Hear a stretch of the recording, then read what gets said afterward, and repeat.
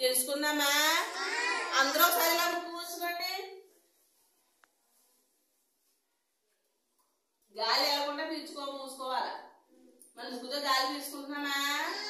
ఆ గాలి మన లోపలికి వెళ్ళడం వల్ల మనం బ్రతుకుతున్నాం. గాలి లేకపోతే బ్రతకలేము. మనం పడుకున్నప్పుడు కూడా ఫ్యాన్ కావాలి, ఎందుకంటే మనకి గాలి కావాలి కాబట్టి. కావాలా? ఆ గాలి లేకపోతే మనం బ్రతకగలమా? బ్రతకలేము. మరి గాలి మనం చూడగలమా? చూడలేము, మనకు కనిపించదు. అందుకని గాలి ఎలా తెలుసుకోతున్నాను. మనం బెలూన్లను పూస్తే దాని పొట్టండా గాలి వచ్చి బెలూన్ పెద్దది వస్తుంది.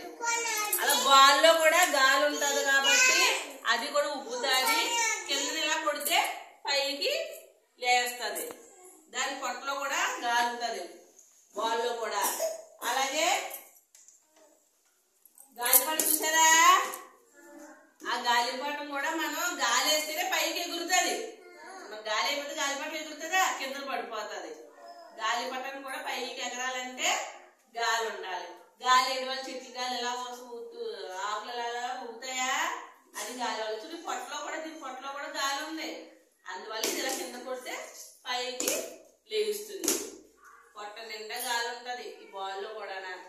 మనకి అలా పొట్ట నిండా గాలి మనం కూడా పీల్చుకుంటున్నాం. అందుకే మనం కూడా జీవించగలుగుతున్నాం. సరేనా?